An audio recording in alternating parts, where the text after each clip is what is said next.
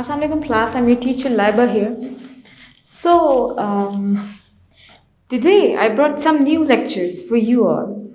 So, class, what I supposed to teach you last time, as I taught you the nitrogen cycle, the carbon cycle. Hopes you just remembered that. So, I will just recommend you one thing that whenever you try to memorize anything, so try to make your sense or make your goal clear, whatever you want to memorize. For example, आप कुछ भी याद कर रहे हैं तो आप अपने गोल को जो आप याद कर रहे हैं उसको एक तरीके से क्लियर रखें। मतलब कि फॉर एग्जांपल आपने नाइट्रोजन साइकिल याद की तो फॉर एग्जांपल आप जब याद करें तो आपको उसका पूरा साइकिल पता होना चाहिए यस कि ये है वो साइकिल और हम इसी के ऊपर डिपेंड करते हैं। सो क्लास आज मैं आप लोगों को लास्ट टॉपिक पढ़ाऊंगी चैप्टर का सेकेंड लास्ट चैप्टर का और इसके बाद हमारा लास्ट चैप्टर स्टार्ट हो जाएगा। So class it's was a very good experience with you all and मेरी चंद लेक्चर्स रह गए और what I suppose to teach you कि मैं इसमें थोड़ी एक्स्ट्रा इन्फॉर्मेशन थोड़ी सी डालती रहूँ आप लोगों के लिए ताकि it would be helpful for you all, it will help you in your every field. Rather it is connected with this life, rather it is connected with your personal life. So class, कुछ होते हैं कुछ इस तरीके के अमल होते हैं। For example like आप कॉन्शियसली पोल्यूशन के ऊपर यानी कि आलूदगी के ऊपर आप लोग कॉन्शियसली एक्ट नहीं कर रहे होते, आप उसको केयरलेस ले रहे होते हैं, आप लोग उसके बारे में कुछ सोचते ही नहीं है कि क्या ज़रूरत है कि पोल्यूशन के ऊपर एक तरीके से एक्ट लेने की, क्योंकि आप लोगों को तो सिर्फ अपना ही सोचा हुआ होता है कि हाँ न्यू इंडस्ट्रीज बनेंगी तो हमें काम मिलेगा, हाँ अगर न्यू इंडस्ट्रीज बनेगी तो हमारे पास अच्छे प्रोडक्ट्स तो आ जाएंगे। लेकिन आपको क्या पता कि वो एक एक इंडस्ट्री जो नई नई बन रही होती है मीन्स के आपको न्यू इंडस्ट्रीज काफ़ी कुछ प्रोवाइड करती है, मतलब कि वो आपको एम्प्लॉयमेंट दे रही है, वो आपको पैसे दे रही है, वो हाई लेबर सिस्टम होता है उनका, वो सब लोग नौकरी पे लग तो जाते हैं लेकिन इंडस्ट्री आपकी ज़िंदगी इनडायरेक्ट वे में खा रही है, क्योंकि जो धुआं निकल रहा है वो आपके घरों में आपके घरों के पास घूम रहा होता है और आपकी स्किन आपके सांस लेने का जो सिस्टम होता है वो फुली डिस्ट्रॉय हो जाता है। सो क्लास आज के दिन मैंने सोच लिया है कि मैं आप लोगों को बहुत एक ह्यूज से डिटेल देना चाहूँगी पोल्यूशन के ऊपर भी और बैलेंस नेचर के ऊपर भी। So class balance in nature,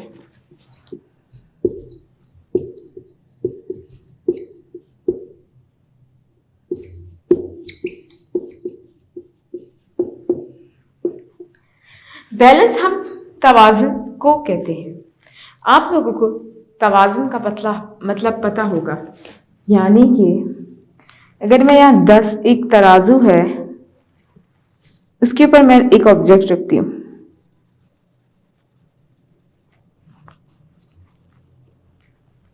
ये 2 kgs का है, ये भी 2 kgs का है,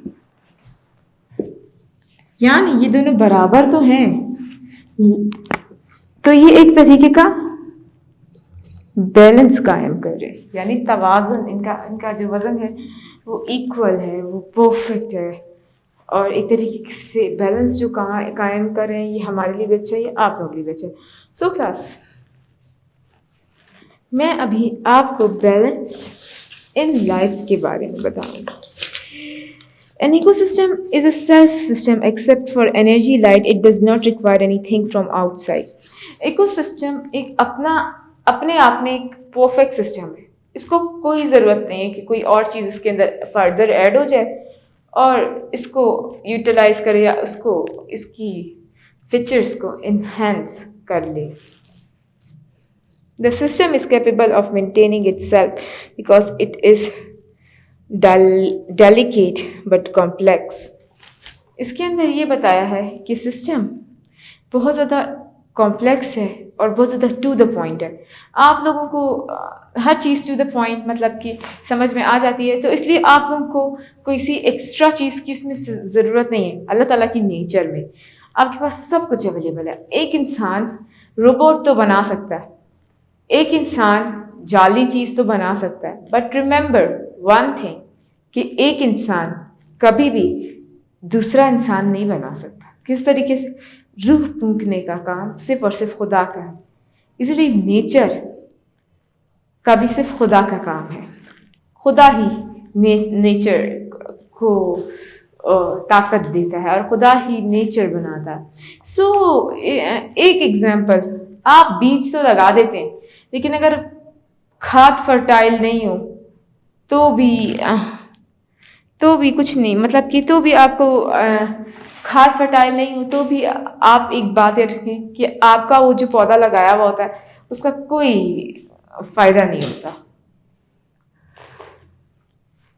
क्लास मेरा मकसद यहाँ पे आप लोगों को काफ़ी कुछ डिफाइन करना है एक ही बार में कि आपका मकसद अगर नेचर बनाने का है तो एक बात याद रखें कि आप नेचर कभी भी नहीं बना सकते। But complex interaction of a biotic and abiotic components as illustrated by food webs and natural cycles like the human body and ecosystem has different parts that perform different function with the curricle to the survival of the whole। इसके अंदर ये बात बताई है कि सारा system, सारा जहां दो चीज़ों पे निर्भर है। हम लोग एबायोटिक और बायोटिक हम लोग एबायोटिक पे और एबायोटिक हमारे पे डिपेंडेंट है।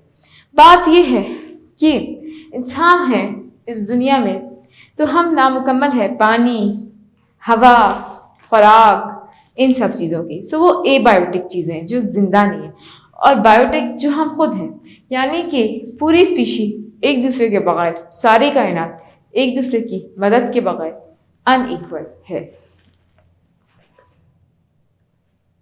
An ecosystem gets this stability. Okay. An illustrated food webs, the nature cycle like the human body, the ecosystem has different parts. An ecosystem has different parts that perform different functions, such as crucial to the survival of whole. So class, इसमें एक बात बताई है कि ecosystem का अपना एक specific किस्म का सिस्टम है जिसको कोई निगलेक्ट नहीं कर सकता, ना कोई चेंजेस ला सकता है, क्योंकि वो अल्लाह ताला ने पहले से ही बनाया हुआ है। सो हर चीज़ अपने एक तरीके से सरवाइव कर रही है। हमें किसी की भी इकोसिस्टम में खलल नहीं डालनी चाहिए, लेकिन अगर हम खलल डाल लेते हैं तो मैंने आपको एक चीज़ बहुत ज़्यादा पहले बताई थी, बायोडाइवर्सिटी। हम लोग इतना ज़्यादा बुरे स्पीशीज़ हैं इस अर्थ की कि हम अपनी तो आवाम यानी अपनी तो पॉपुलेशन बढ़ा रहे हैं, लेकिन हम लोगों को तो किसी जानवर की पॉपुलेशन की का होना या होने से ना होने से फ़र्क नहीं पड़ता, बिकॉज पांडा इंस्टिंक्ट स्पीशी है। इसके अलावा एक और जो पाकिस्तान में पाई जाती है वो है इंडस डॉल्फिन। हम लोग मुसलसल शिकार कर रहे हैं, हम लोग मुसलसल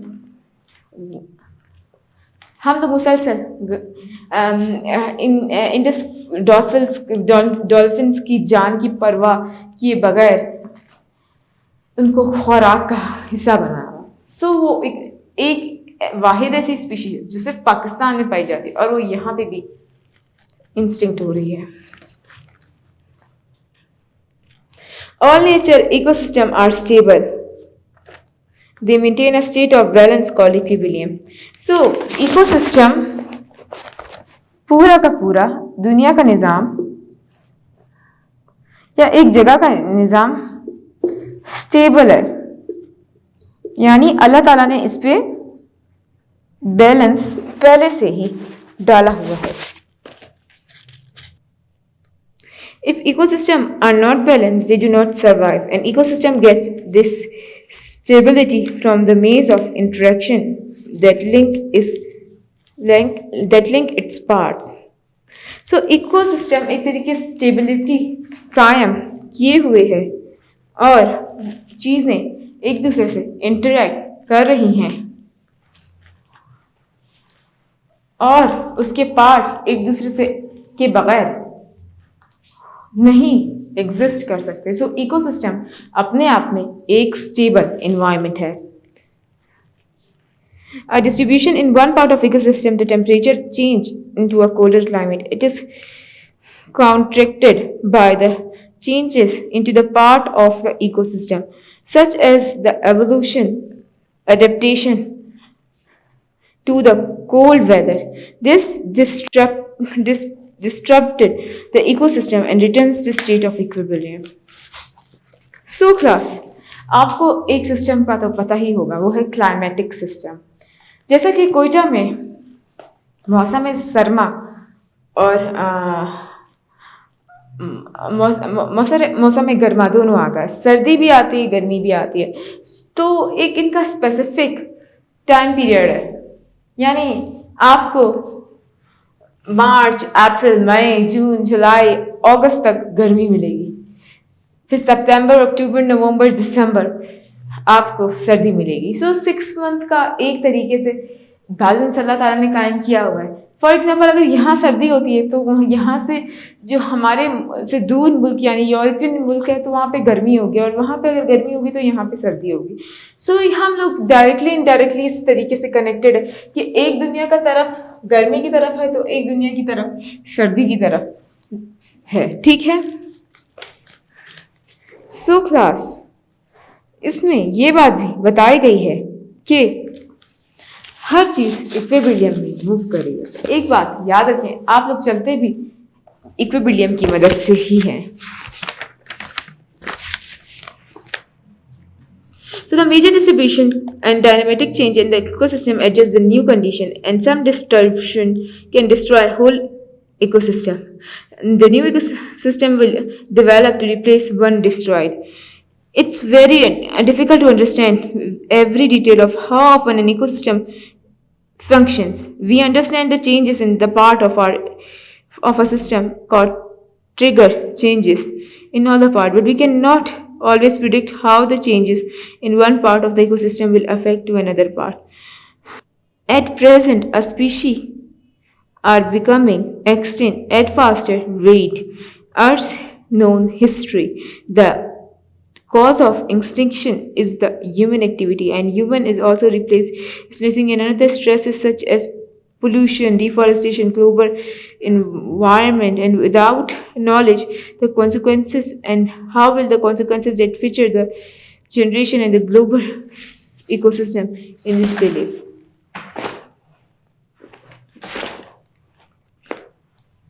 सो क्लास, इसके अंदर बहुत कुछ बताया गया है. सो क्लास, एक तरीके से बैलेंस हमारे पास नेचर में पहले से मौजूद होता है. जो एक जगह से दूसरी जगह, मतलब कि गर्मी है तो दूसरी तरफ सर्दी होगी और सर्दी है तो दूसरी तरफ गर्मी होगी. आपको ये बात समझ में आ गई होगी. लेकिन अगर इंसान अपनी ही कुछ गलत अमल की वजह से, for example industries, deforestation, global warming और भी बहुत सारे बुरे इफेक्ट्स हैं जो हम आगे चैप्टर्स में इंशाल्लाह पढ़ेंगे और आप एफएससी में तो लाजमी तौर पे पढ़ेंगे. तो आप खुद सोचें, सिक्स की क्लास, अगर ये सिस्टम इसी तरीके से चलता आया तो एक वक्त आएगा कि हमारा ये बैलेंस टूट जाएगा और इंसान उस जगह पे खड़ा होगा जहाँ पे उसको न सांस मैसर होगी और अगर जब ना सांस मैसर उसको नहीं होगी तो वो कैसे जिंदा रहेगा. ऑब्वियसली वो मर जाएगा. तो इंसान अपना ही गलत कर रहा है. तो इंसान अपने साथ ही ऐसे एक्सपेरिमेंट्स या फिर ऐसी चीज़ें कर रहा है जो इसके लिए बहुत बहुत ज़्यादा खतरनाक है. होप सो इस लेक्चर में आपको ये बात समझ में आ रही है कि हमारा मेन गोल यहाँ पे इस टाइम गोल क्या चल रहा है. एकोलॉजिकल interdependence of organism and ecological communities interact with one another in 4 major ways. इसमें ये बात बताई है कि इकोसिस्टम में एक चीज एक दूसरे के साथ इंटरेक्ट हो रही है 4 या 4 से ज्यादा तरीके से.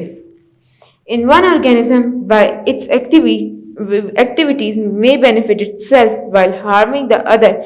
For instance, the individual of one species may kill and eat the individual of another species. Prey predator interaction. One another type of individual may obtain their food from the other but may not kill it. Host parasite interaction. So class, host parasite interaction के बारे में इधर जिक्र किया गया. Class, आप लोग बहुत ज़्यादा सोच मारें तो आपको पता चलेगा कि होस्ट और पैरासाइट इंटरेक्शन होते क्या है. क्लास, बैलेंस कायम करने के लिए अल्लाह ताला ने जंगल में भी कुछ ऐसे जानवर बनाए हुए हैं. फॉर एग्जाम्पल, अगर हिरनें ज़्यादा हो जाएंगी तो घास सारी ख़त्म हो जाएगी, और जब घास सारी ख़त्म हो जाएंगी तो फिर इकोसिस्टम पे इस पर भी हार्म भरे होगा. तो हिरन और जो दूसरे घास खाने वाले ऑर्गेनिजम्स हैं जो सारे दरख्त खा जाएं तो फिर सब बर्बाद हो सकता है, इकोसिस्टम बर्बाद हो सकता है. तो उन सब को कंट्रोल करने के लिए अल्लाह ताला ने शेर पैदा कर दिए, और शेर जब वो इन सब का शिकार करते हैं और इनको खाते हैं, इनका गोश्त से नरिशमेंट हासिल करते हैं, तो उनको अपने अंदर एक सलाहियत पैदा हो गई है कि देखें, ये एक बैलेंस कायम हो गया कि एक डियर है, एक हिरन है, तो उसकी पॉपुलेशन ओवर नहीं होगी, स्टेबल रहेगी. तो इसी तरीके से क्लास, इसके अंदर काफ़ी कुछ इसी तरीके की बातें बहुत ज़्यादा की गई हैं. पुराने ज़माने में इंस्टिंक्ट स्पीशीज़ काफ़ी चेंज थे और आजकल की स्पीशीज़ काफ़ी चेंज है. कहा जाता है कि हाथी के ऊपर बाल पाए जाते थे पूरे जिस्म के ऊपर, और आजकल की हाथी में किसी किस्म के बाल नहीं मौजूद होते. इसके अलावा ये भी कहा जाता है कि एक एनिमल है, फॉर एग्जांपल लाइक बारहसिंगा, आपने देखा होगा, उसके हॉर्न्स बहुत ही एक्स्ट्रा बड़े होते थे, लेकिन अब ऐसा नहीं है. सो क्लास, पुराने ज़माने की बातों को दूर करके अपने दिमाग से निकाल के आप लोग ये बात सुने कि आप लोगों का सिस्टम एक तरीके से बैलेंस पे कायम है, और वो बैलेंस प्रिडेशन, शिकार और शिकारी, प्रिडेटर और प्रे पे मुबनी है. यानी कि फॉर एग्जाम्पल लाइक प्रे और प्रिडेटर, आपको एक सिस्टम है ये कि शिकार और शिकारी दर की अपनी नस्ल के साथ एक तरीके से जंग चल रही है. अगर एक इंडिविजुअल जंगल में जिंदा रहना चाहता है तो वो इस जंग में जीतना पड़ेगा. यानी कि अगर एक शेर है तो वो अपनी खुराक लेगा तो जाके अपनी नस्ल बढ़ा पाएगा, और अगर इस तरीके से एक हिरन है, वो अपनी खुराक बच के लेगी तो फिर वो अपनी नस्ल बढ़ा पाएगी. सो या तो कोई बेनिफिट हो रहा है या तो कोई हार्म हो रहा है. किसी न किसी तरीके से नुकसान पहुंच रहा है, किसी न किसी तरीके से फैज़ पहुंच रहा है. Two organisms may mutually harm one another. This type of interference is common when two organisms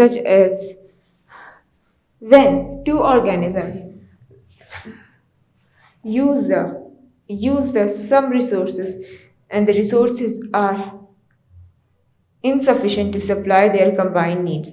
Such organisms are called competitors, and interaction constitute the competition. So class, यहाँ पे कॉम्पिटिटर्स के बारे में बताया. जब दो ऑर्गेनिज्म का कंपटीशन आ जाता है, फॉर एग्जांपल गीदड़ की पॉपुलेशन और शेर की पॉपुलेशन पे कंपटीशन आ गया, यानी कि ये अपने इलाके में गीदड़ों को नहीं छोड़ेंगे और गीदड़ अपने इलाके में शेरों को नहीं छोड़ेंगे. ये एक सिस्टम है जो आपने नेशनल जियोग्राफी में देखा होगा.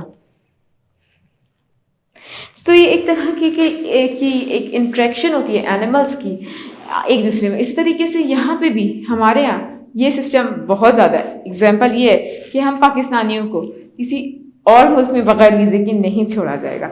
हम इलीगली तो पहुँच जाएंगे तो फिर वहाँ पे हमें मार डाला जाएगा या फिर कत्ल कर दिया जाएगा या फिर जेल में डाल दिया जाएगा. सो स्पीशीज़ अपने अपने इलाके की एक तरीके से प्रोटेक्शन करती है और वो कंपटीशन में आता है. हर एक स्पीशीज जंगल में एक दूसरे को प्रोटेक्ट किए हुए हैं. किस तरीके से प्रोटेक्ट किए हैं, यानी कि अपने साथ मिलजुल के रहते हैं। यहाँ पे ये भी होता है कि इनके अंदर कंपटीशन आ जाता है कि किसकी स्पीशीज ज़्यादा है और किसकी स्पीशीज कम, तो वो अल्लाह ताला ने अपने तरीके से एक बैलेंस कायम किया हुआ है। इंडिविजुअल ऑफ टू स्पीशीज में develop Individual of two species may develop any mate long-term relationship or association. Individual in symbiosis, both participants may benefit from an interaction. Mutualism or participants benefit and the other is unaffected. Communism.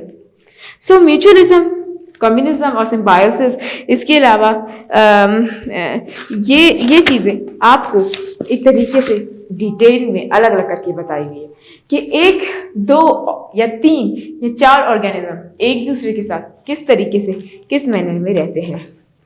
Predation, consumer that actively hunt other organism are called predator. ऐसे organism जो दूसरे organisms का शिकार करते हैं उनको हम predator कहते हैं। इसी तरीके से the organisms upon which a predator feeds are called prey. और ऐसे ऑर्गेनिज्म जो एक शिकारी खाता है वो प्रे कहलाता है। ठीक है, प्रेडेटर हम लोग किसको कह रहे हैं, जो प्रेडेटर वो है जो दूसरे ऑर्गेनिजम्स का को खाता है, जो दूसरे ऑर्गेनिजम्स को इजीली खा लेता है। The organism upon which a predator feeds are called prey. और जो ये खा रहा होता है या वो ऐसे शिकार की चीज या वो खा रहा होता है उसको हम प्रे कहते हैं। A frog that eats an insect is a predator. एक मेंढक जो एक कीड़ा खा लेता तो वो प्रेडेटिंग यानी प्रेडेटर है वो। Insect is the prey. Insect जो है वो एक प्रे है। और इसी तरीके से frog itself is a prey to an organism such as snake। इसी तरीके से यहाँ पे मैं आपको एक साइकिल का बताऊंगी। देखिए, फ्रॉग है, फ्रॉग इंसेक्ट खाता है, इंसेक्ट खाता है और फ्रॉग को स्नेक्स खा लेते हैं। तो ये यहाँ पे प्रीडेटर और ये यहाँ पे प्रे होगा। बट इस केस में ये प्रीडेटर होंगे और ये नहीं, इस केस में ये प्रीडेटर होंगे और ये प्रे, यानी कि शिकार शिकारी, किसी शिकार शिकारी। A predator in return prey large carnivores। मतलब कि लार्ज कार्निवोर्स के बारे में जिक्र गया कि बड़े बड़े कार्निवोर्स ऐसे ही होते हैं। सो क्लास अगला हम लोग पढ़ेंगे The size of predator and prey population are closely linked. A large population can support the predators and a small prey population. If prey population grows or shrinks, the community can support the changes as well। यानी कि मेंढक की तादाद एक तालाब में अगर बहुत ज़्यादा हो रही तो वो भी स्नेक्स संभाल लेंगे, और अगर बहुत कम हो रही तो स्नेक्स वो भी संभाल लेंगे। इसी तरीके से एक इंसेक्ट यानी कि कीड़े अगर बहुत हो रहे हैं तो वो फ्रॉग संभाल लेगा, यानी कि फ्रॉग वो सारे कीड़े खा लेगा। तो ये भी एक तरीके से शिकार एक बैलेंस हो गया। डायरेक्ट और इनडायरेक्ट बैलेंस दोनों होते हैं, यानी डायरेक्टली एक तरीके से अफेक्ट करें और इनडायरेक्टली भी अफेक्ट करें। Parasites. Some organisms do not kill the organism, they feed on. Parasitism is a relationship between the organism feeds the tissue, body fluids of another.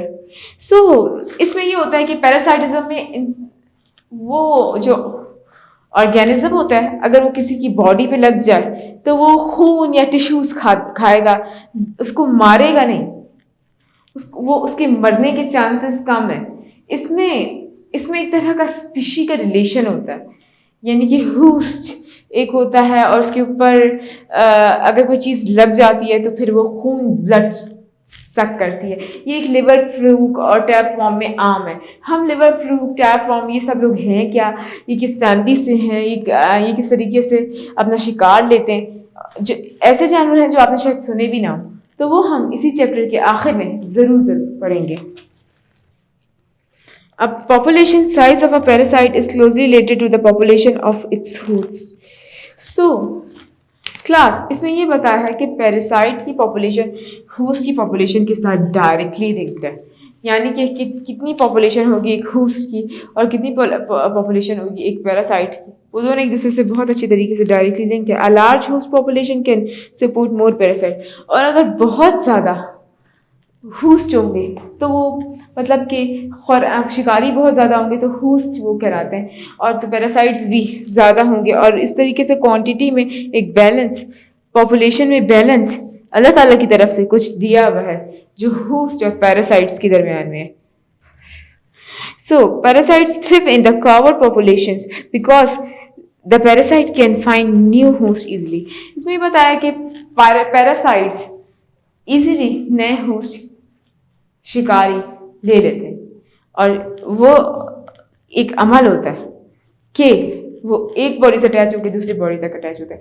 ये एक पूरा सिस्टम है क्लास। ये मैं आपको दूसरे चैप्टर में, इससे आखिरी जो चैप्टर है उसमें मैं डिटेल से एक एक लफ्ज़ पढ़ाऊंगी। आई गारंटी आपको ये ज़रूर पसंद आएगा और समझ में भी आएगा क्योंकि बहुत ज़्यादा इंटरेस्टिंग है।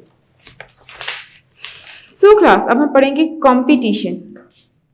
Competition occurs when two or more individuals attempt to use essential common resources such as food, water, shelter, living place and or sunlight.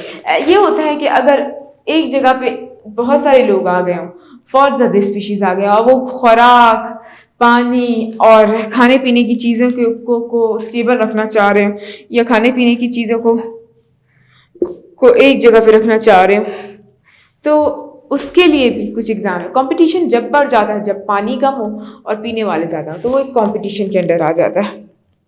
Because resources are often limited in supply. अक्सर resources हमेशा limited होती है। अगर पानी का मतलब कि अगर शेरों ने हिरणों को नहीं खाया तो फिर उसके घास सारी ख़त्म हो जाएगी और पानी पे भी असर होगा।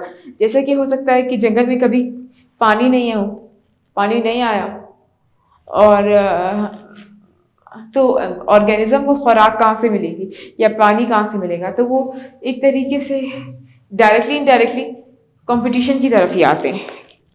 सो one more individual or population decrease the amount of available to others. इसमें ये बताया कि पॉपुलेशन इंक्रीज डिक्रीज होती रहती है क्योंकि कुछ अमाउंट अवेलेबल होती है।